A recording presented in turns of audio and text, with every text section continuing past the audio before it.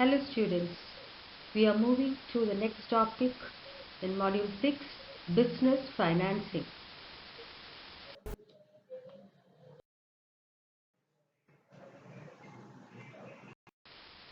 Let us see the sources of business financing. Finance is essential for a business, for its development, operation and expansion. Funds can be procured from different sources. Therefore, procurement is always considered as a complex problem by the business concerned. It is crucial for the business to choose the most appropriate source of finance for its several needs. Broadly speaking, a company can have two main sources, internal and external sources of finance. The internal sources refer to the sources within the company, such as funds raised from the retained earnings. External sources refers to outside sources consisting of share capital, debenture, loan, advances, etc.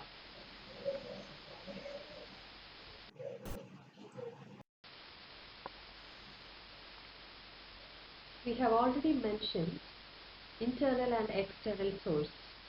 In the internal, we mentioned retained earnings. Retained earnings are the portion of profits which is not distributed among the shareholders. It is also known as undistributed profit. Now, in the external source, we have debentures and shares, as I mentioned earlier. We can just go through the difference between share and debenture. A debenture holder is a creditor. He has no control over the affairs of the company, whereas a shareholder is an owner. A fixed rate of interest is paid on debentures, but dividend is paid on shares. Interest is paid whether the company runs its profit or loss in the case of debenture, whereas interest is paid depending upon the profit and loss for the shares. A debenture holder gets his money back after the stated number of years, whereas the money of the shareholders is not refunded. These are the basic difference between a debenture and a share.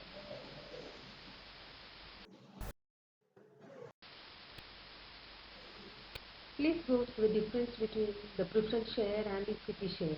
We have already completed this in the online class.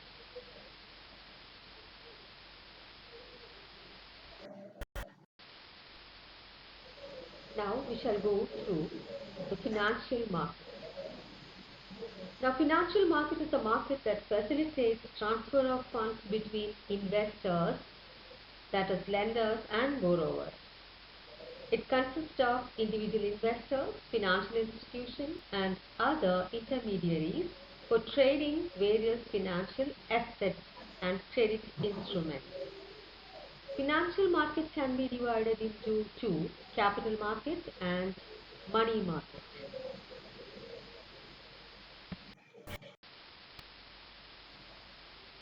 Money market deals with the lending of short-term loans, generally for a period of less than 1 or equal to 1 year.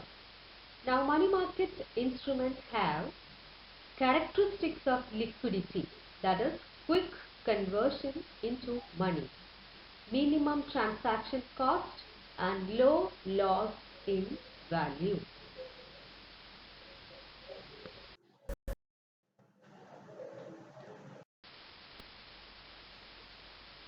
These are the functions of a money market. Financing trade. Money market plays a crucial role in financing both internal as well as the international trade. Promote economic growth. It can do this by making funds available to various units in the economy like agriculture, small-scale industries, etc. Maintain monetary equilibrium in the economy. It helps in implementing monetary policy and helps in capital formation of a country. And it also helps the commercial banks to use their excess reserve in profitable investments.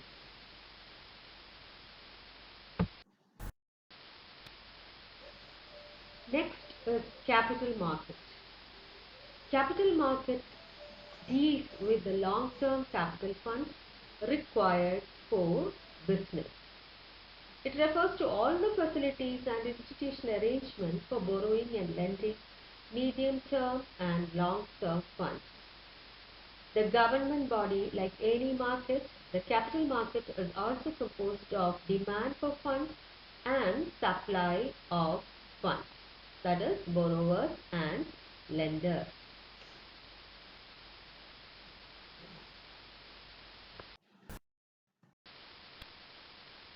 Capital markets can be further subdivided into industrial securities market, government securities market, and long-term loans market. In the industrial securities market, equity shares, preference shares, debentures, etc. are traded. In the government securities market, short-term and long-term government securities are traded. Long-term securities are traded in this market while short-term securities are traded in the money market. Long-term loans market deals with the development banks and commercial banks. These two banks play a significant role in this market for supplying long-term loans to corporate customers. Moving on to the functions of capital market. The first function is allocation function, second liquidity, third indicator, fourth saving and investment, and the fifth one is the merger function. Allocation function means this market channelizes the savings of the investors into productive avenues of investment. In the liquidity function, it provides a means whereby buyers and sellers can exchange securities at mutually agreed price. A capital market acts as a barometer showing not only the progress of the company but also the economy as a whole through the share price movement, which is known as indicative function. Saving and investment function provides a means of quickly converting long-term investments into liquid funds and thereby generating confidence among investors. Merger function means capital market encourages voluntary or coercive takeover mechanism to put the management of inefficient companies into more competent hands.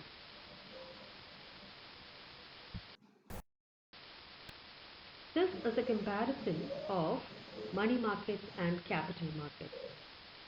Money market deals with short-term securities, risk low, within a year it happens, and increases liquidity of the funds in the nation. Whereas capital markets deals with long-term securities, risk is comparatively high, it deals with more than 1 year, and it helps the mobilization of savings in the economy. Moving on to the next topic, taxation. Tax is a compulsory contribution collected from the people for the general services rendered by the state. In India, we have a three-tier system which is based between the central, state, and the local government organizations, which includes the municipalities. The major objective of taxation is to get income for the government expenditure, and it is considered to be one of the means of getting income. Second, to regulate and control, that is the export, profit, import, etc. Next important objective is the allocation of resources, reduction of inequality, control over prices, and the most important, it helps in the economic development of the country. Next is canon of tax or principles of taxation. They are canon of equality, certainty, convenience, economy, elasticity, simplicity, and flexibility. Canon of equality simply means equality of sacrifice. It implies that all should pay tax according to their ability. There will be equality in sacrifice only if the rich pay more tax. According to Adam Smith, the contribution of the rich should be more than the proportion of income. Moving to the second, certainty. Certainty means amount, time, method should be clear and certain to the people. Third, convenience. While imposing tax, time and method should be convenient. It encourages people to pay tax on time. The fourth one, economy.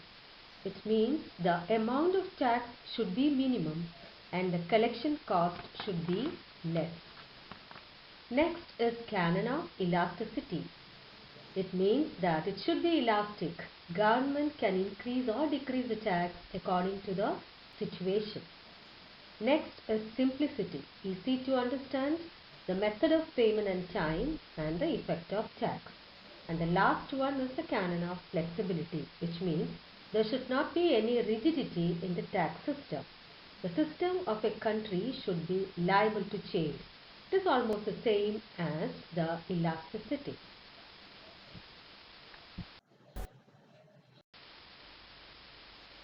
Moving on to the classification of tax. Taxes are classified into proportional, progressive, regressive, specific and ad valorem taxes. Now, the first one, proportional tax. The rate of tax does not change with income. The tax rate is fixed. For example, a person earning 50,000, 5 lakh, 5,000 or even 500, they will have to pay a 5% of tax to the government. Progressive taxation says the higher the income, higher the tax. That is, rate increases as the taxable amount increases. In the case of regressive tax, the burden falls heavily on the poor. In specific tax, it is levied on specific qualities and attributes, for example, weight, size and volume. Ad valorem tax, examples are VAT and sales tax. Moving on to direct tax. Direct tax is one that is collected directly from the people. Here, the impact and incidence fall on the same person. The person from whom it is collected cannot shift its burden to anybody else. Example, income tax, wealth tax, property tax, etc. The merits are it is economical, it has certainty, elastic, etc. And demerit of direct tax includes it is inconvenient, evasion of taxes are possible, narrow coverage and hindrance to capital formation.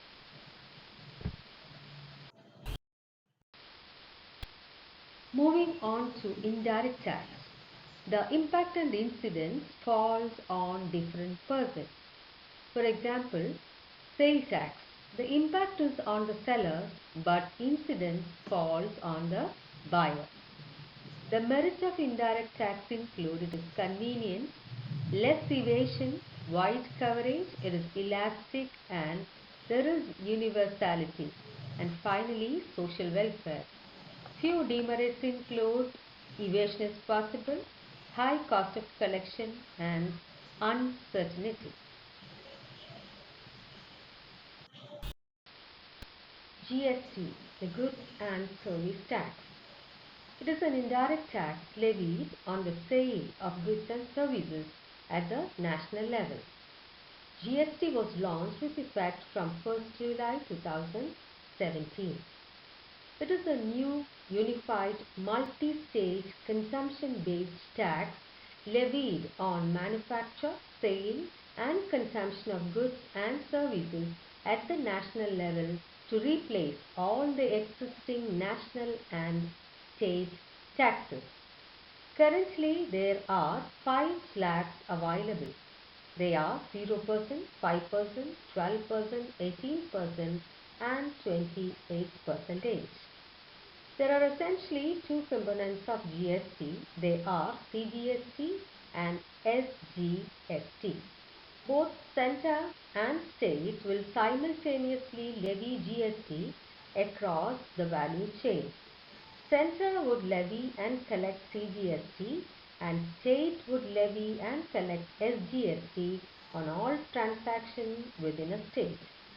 In case of interstate transaction, the center would levy and collect IGST, that is Integrated Goods and Service Tax.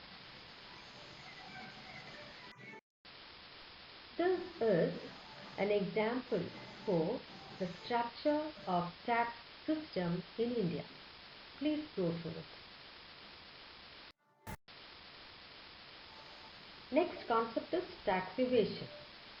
Tax evasion is the efforts that are made by trusts, individuals, firms and other entities to avoid paying taxes.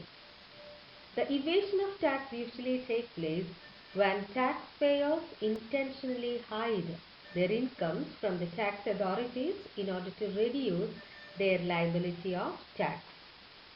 Tax evasion is a crime in all major countries and the guilty parties are subjected to imprisonment and fines. The method of tax evasion includes smuggling, custom duty evasion, illegal income tax evasion, etc. The reasons are there is no trust in the government and high rate of taxes.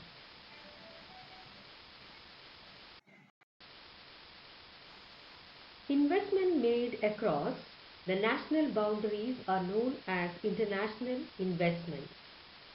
International investments fall into three categories: FDI, FII and FPI.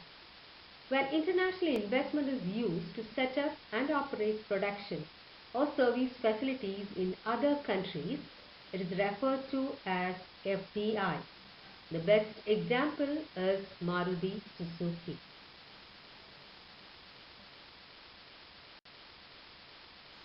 The advantages of FDI includes it improves the availability of raw materials, balance of payment of the country, creates more employment opportunities, more revenue for the government, better political relation between countries, and better investment opportunities. Disadvantages of FDI include too much exploitation of factors of production, and there can be unhealthy competition. And finally, cultural and political issues may occur.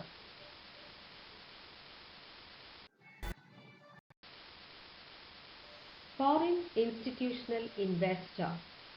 It means that an institution established or incorporated outside India which proposes to make investments in securities in India. FII are regulated by SEBI, SEBI, the Securities and Exchange Board of India. Foreign entities such as pension funds, mutual funds, investment trust, bank, insurance companies, charitable trust can be registered as FII.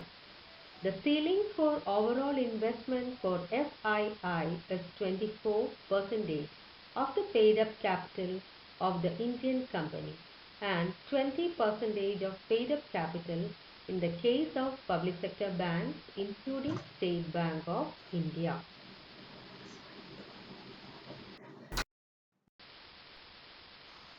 Foreign Portfolio Investor FPI is investment by non-residents in Indian securities including shares, government bonds, convertible securities and infrastructure securities. Foreign portfolio investors should satisfy the eligibility criteria prescribed by SEBI.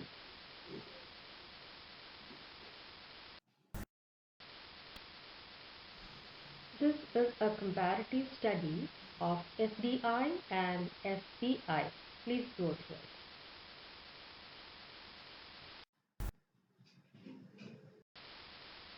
So we have come to the end of the session. Thank you so much for listening patiently. Thank you.